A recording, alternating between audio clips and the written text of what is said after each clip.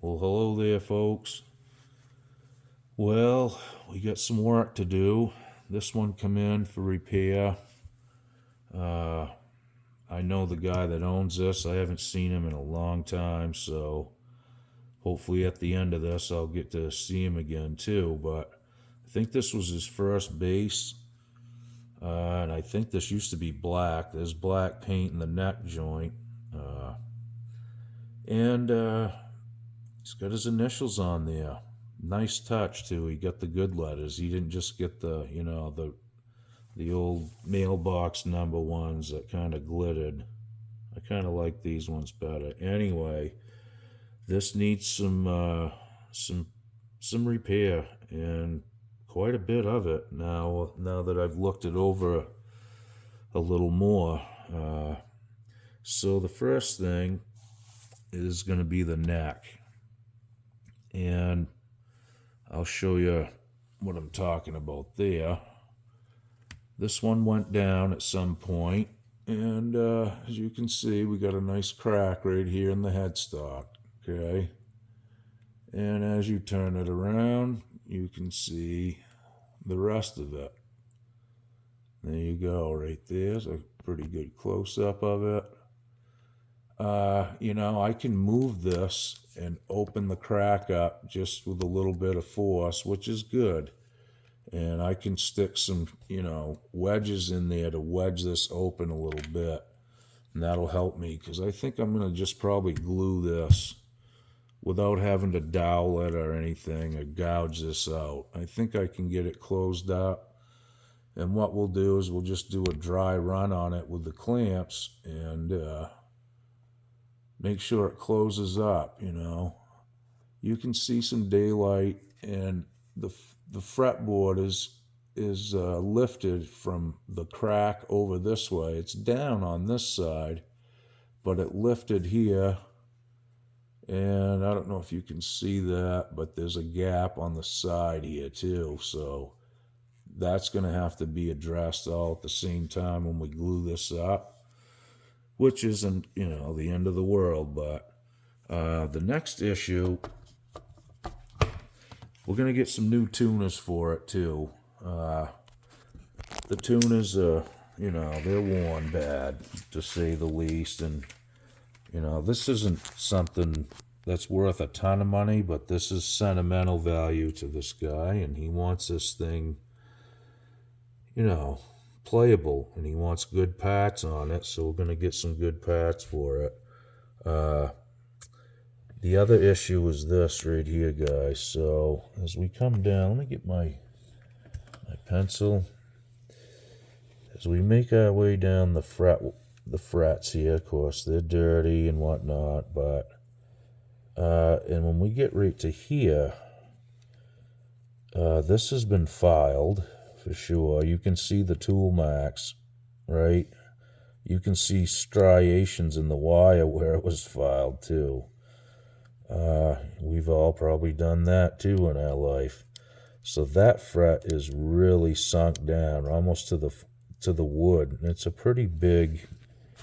See if I can get a different angle on it. There you go. Then as you get to the next one, and and so on and so on. When I first looked at this, there's a lot of chip out around the frets. I'm not sure if this has been refretted at some point. I'm thinking no, but I don't know that for sure.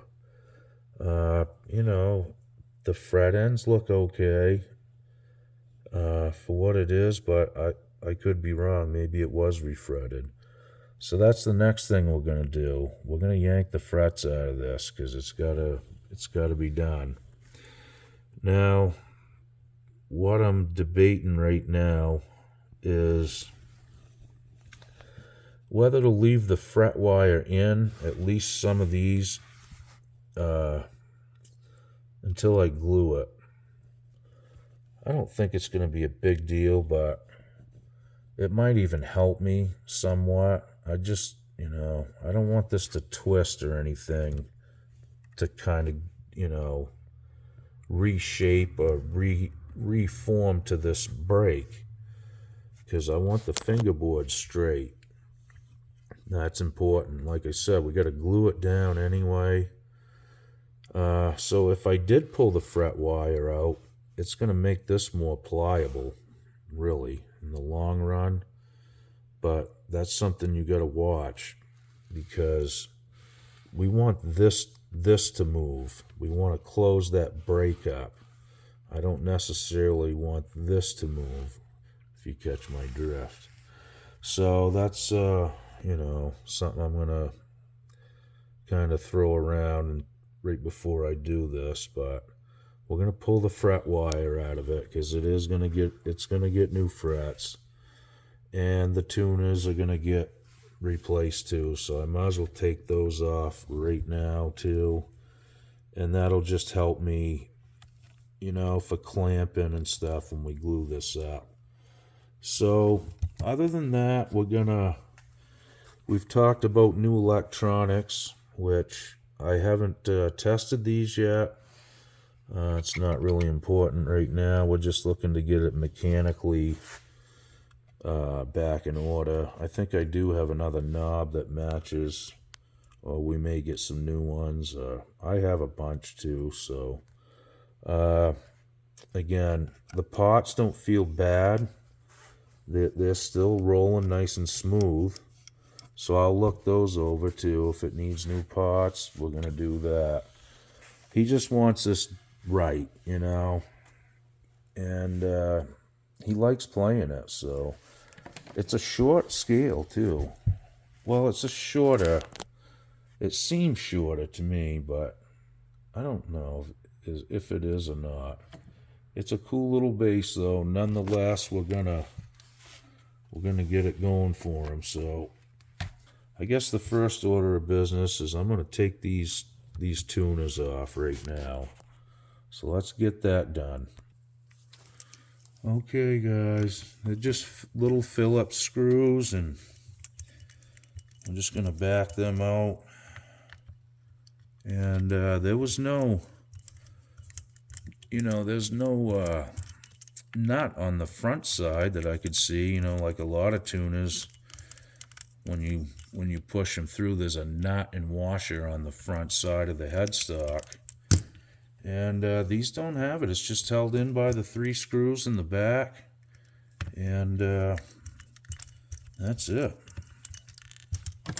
So we just want to keep track of all the hardware and screws. We're going to get new tuners too, but I'll put these in the case when we're done, so we can have them back, the originals, if he wants them. There is a name on those. I don't know what that says. Japan. Well, why wouldn't it be? It's Yamaha, right? Okay, so we're going to take these all off. It'll be good to get these off, because I'm going to need to measure these anyway, so when I order the other ones, we get the right stuff, We don't want any surprises.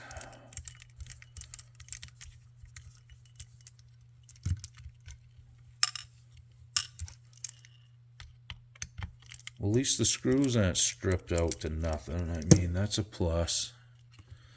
Certainly happy about that. All right.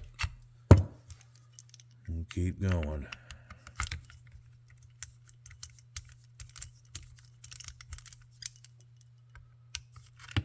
Well, I hope you guys are all doing good and staying busy. I gotta do some setups on some of my own guitars here pretty soon too. I'm sick of picking guitars up that aren't like intonated exactly. I hate that.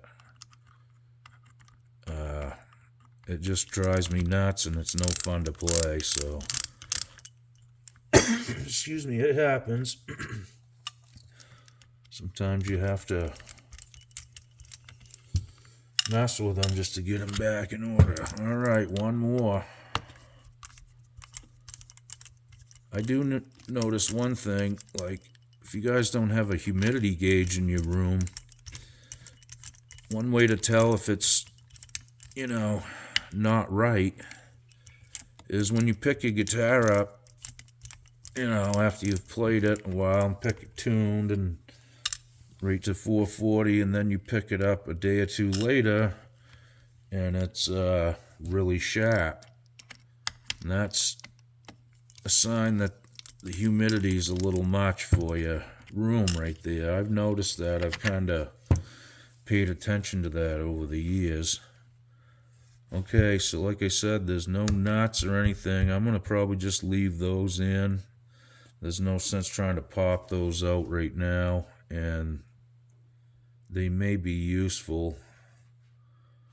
I'm not sure what's going to happen on these tuners when I order new ones, if it comes with these ferrules or not, so we'll have to hang on to them for now. But at least I can work on this C. I don't know if you guys could see that, but like I said, I can open and close this crack, which is really good. That's going to help me get the glue in there really nice and get it glued down. All right, next step is we got to pull the fret wire. So I got to get set up for that. All right, let's yank some fret wire. Get my iron heating up here. I like to heat these up. I'm sure they're glued in. Sometimes they're not glued in, but if they are, you're gonna know right out of the gate, because they're not gonna come out at all. Or you'll just explode the wood when they do come out. So, and these bass frets are a little bigger, so you definitely got to heat these up a little bit more just to make sure. All right. That's warm. Let's see what happens.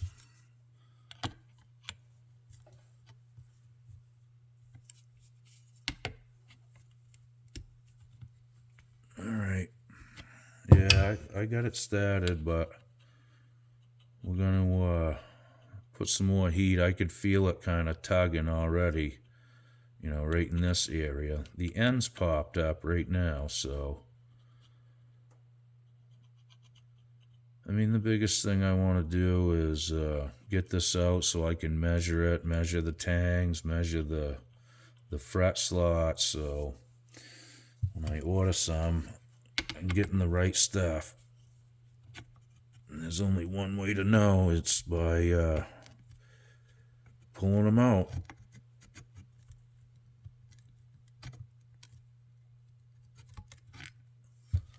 Okay, there we go. This is what we're looking at. At least I can measure it, like I said. Now I got a few chip outs around there too, which does not surprise me in the least bit, because there's already chip outs around most of these frets that haven't even been pulled. So, you know, what I may end up doing is putting some filler in there. I've got some rosewood sawdust, really fine stuff that I can mix up with glue and put in there and then sand it out if needed. Or if the new fret wire is wide enough, it may cover it. So we'll have to find that out. All right, let's get this one heated up too. I honestly didn't see any glue, but I didn't look it over that good. Well, you know, there is kind of a green tint on the tang itself, so it could be glue. It could be moss growing in there for all I know. This one's pretty dirty, so when I get these out, I'm going to have to sand this out, clean it up, and she's pretty gnarly. So, all right, let's give that a chance.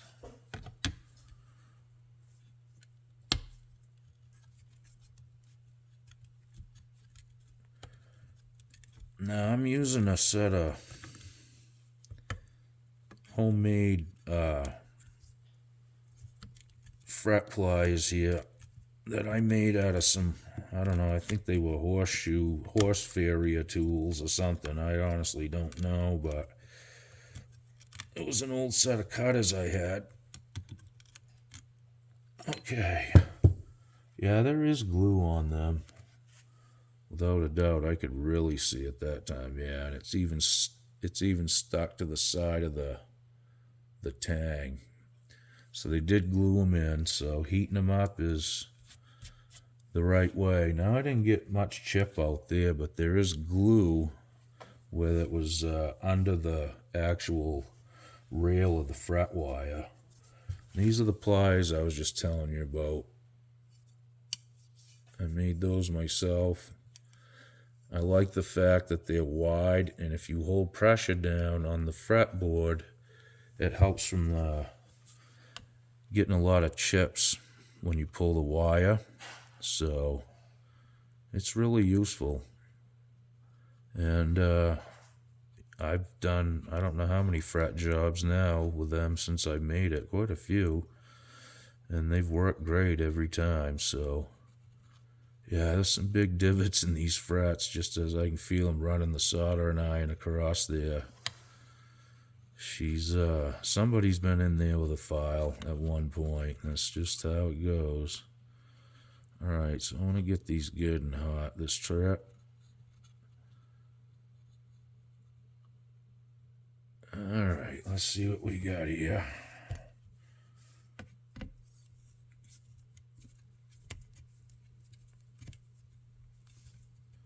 Boy, that one, ain't much left to it. It's coming out really easy, too. There we go. There is a pretty good chip right there. I'm just going to push it down for now. And it's going to have some. It's just the way it goes. Okay, well, I'm going to keep pressing on.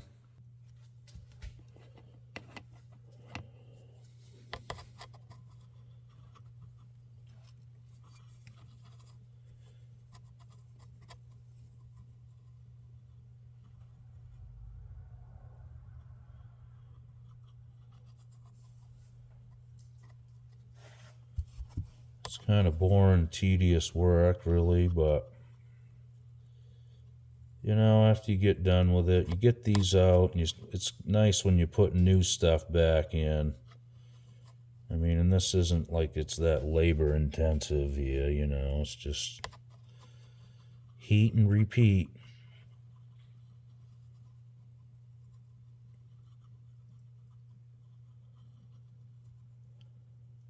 This is actually my first bass fret job that I've ever done. You know, basses, they do wear them out too, but they have bigger wire in there usually, so it takes a little more to wear them out. And a lot of guys like them once they get worn in a little bit, you know. This is a little extreme, but, and like I said, somebody had been in there with a file, so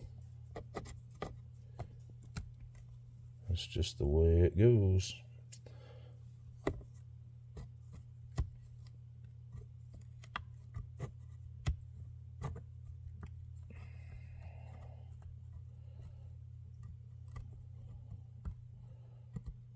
I apologize for all the moving around, but you guys are sitting on the headstock here, so hang in there. Let's see.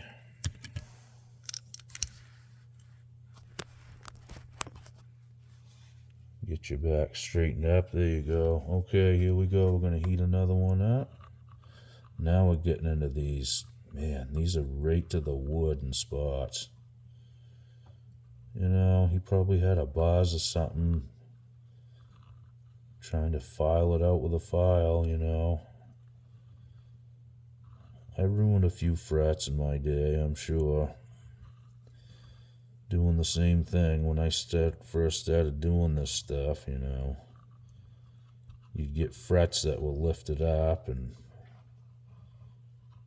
I could have probably just replaced the frets, but I'd file them down, you know, and then eventually you're at a fret,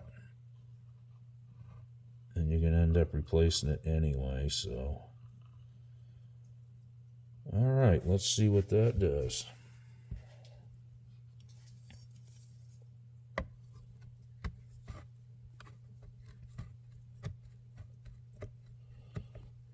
Now I just keep my pliers pushed right down on the wood. Just take small bites. And that keeps it from chipping out the wood so bad. It's just a technique. I mean, I wasn't great at it the first time. Trust me, I did my own an old Stratocaster neck that I had. It's the first time I'd ever done it, and I figured I'd practice on my own stuff, you know. But it wasn't a big deal. Really, the worst part is I didn't have the right pliers to do what I'm doing right now. And that's when I made those, actually. It was just destroying the frets, and, you know, I didn't want to mess the wood up, so I actually had to stop right out of the gate. And make these pliers. So, but they sell them. Stu Mac and them guys all sell. They're nice. They're nice too. I mean, I just haven't, really needed to order a set because I've had really good luck with these. There's a couple little chips, dry spots. Those aren't bad though, because that's all stuff that will be covered by the new fret wire. That's not a big deal. This thing is as dry as you could get. It's probably never had any oil, so at least not for quite a few years. So everything's kind of dry and crumbly, and that's just how it goes.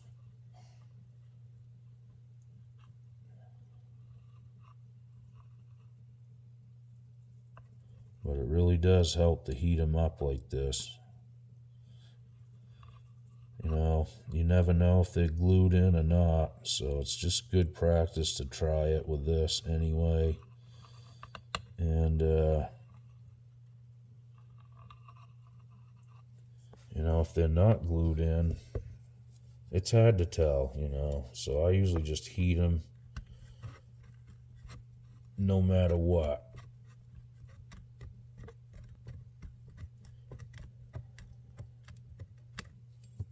Alright, there's another one. I mean, like I said, this isn't really like labor intensive, but it's just slow and tedious and boring. But it's got to be done. You got to get them out.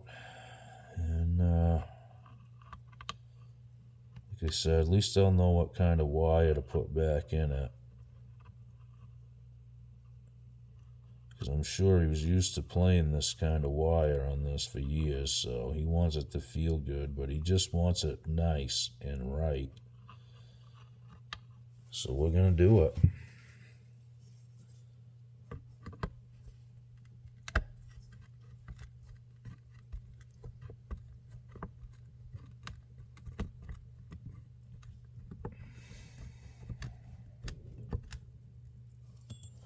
There you have it, folks. There's another one. Now, I didn't get hardly any chips come out on that one, which was nice. That's what I like to see. The last two come out really nice.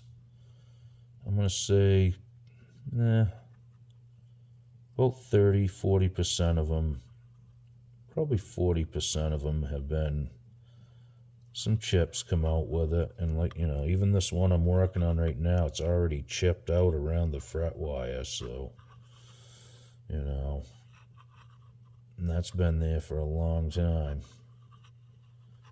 It happens. We're not looking to put this thing back to original, brand new. He just wants it so it doesn't buzz, and he's playing a fretless bass right now, I was told, which I'm sure he'll be happy to get this back. You know, something with some wire on it. You guys ever play a fretless bass? It's different. I've never tried the fretless guitar. I bet that's kind of odd too. I'm sure it takes a little skill building and different technique, right? I don't know. How do you do that? Do you play right on the fret wire to get it in pitch? Because the way we do it now, we play in between the two fret wires, right? So I always wondered that.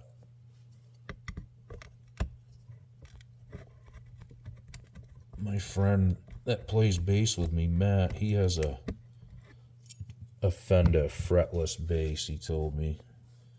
Supposed to bring it over someday. We was gonna check it out and do a video on it.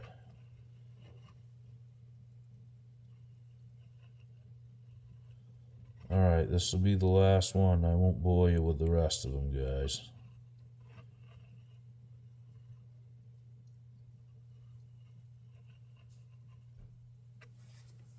Alright, one more.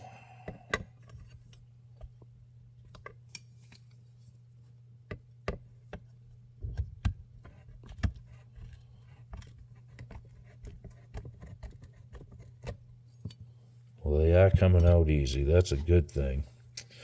Alright, I got a few more to do, so I won't bore you guys with all that stuff. And I'll get another video up when I do the glue up on the headstock, too. That's going to be another one. I'll probably do that today, so stay tuned. What? You want to watch me pull a few more? Alright, let's do it. I got this already heated. These should pop right out. They're coming out really easy now.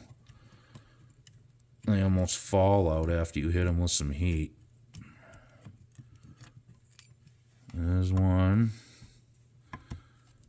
So what I'm doing, I'm just starting down on one edge of the fret wire, and that's where what you want to do is the pliers will go underneath the fret wire, and as you go along, you just keep your pliers flat like this across, and that helps keep the wood from popping out, because them little barbs on the fret tangs, you know, they're hooked into the wood, so when they come out, some of the wood's coming with it. That's just how it goes. But these are coming out really nice, which is great. I have done a few that weren't great and were really hard to do. I guess it depends on what you're using for glue and that kind of thing, you know. There we go. It's a little tricky trying to do this with one hand and hold the thing, so I'm going to use two.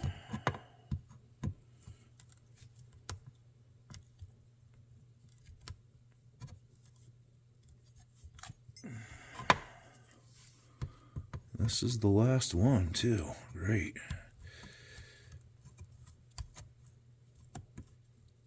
So the biggest thing, like when you're doing this, let me get this out of its slot. I'll show you what I mean. You don't want to rock back and forth, and you don't want to rock back and forth this way. You want to just let the pliers go under the fret wire, and let the pliers just keep chinking it out of the slot. Because as it goes along, it's going to pull the fret up like this. There you have it. Now, I'll show you what it looks like in tight. Like I said, a lot of those chips were in there. You can see the dirt in them and stuff, so you can tell which ones are new and which ones are not. You know, most of this will get covered, like I said. with new fret wire, and you know, I can mix up some stuff to fill them in if needed around them. Sometimes you have to do it. It's just what it is. You can't even tell it was done after it's all said and done. Okay, guys, well, I think we're going to wrap this one up. Holy, we're at 30 minutes. Okay, well, we're getting there. That wasn't too bad. You know, it took longer than 30 minutes, obviously, to do all this, but on film it looks like it did, so that's cool anyway. Well, I hope you guys enjoyed it. We're going to look into some electronics for this too, possibly, maybe a new bridge. And I haven't looked into the electronics yet, so that'll be another video. And the next thing will probably be a glue up on the neck. We'll fix this nasty crack that's in the neck, and then we'll just let that set up, and when we get new fret wire for it, we'll just reinstall some fret wire. It needs to be cleaned up and sanded, obviously. It's pretty nasty. They usually are. That's how it is, but once you clean them up, it's just as good as new. Alright, thanks again for watching. Like and subscribe if you haven't. We'll see you soon. Okie doke.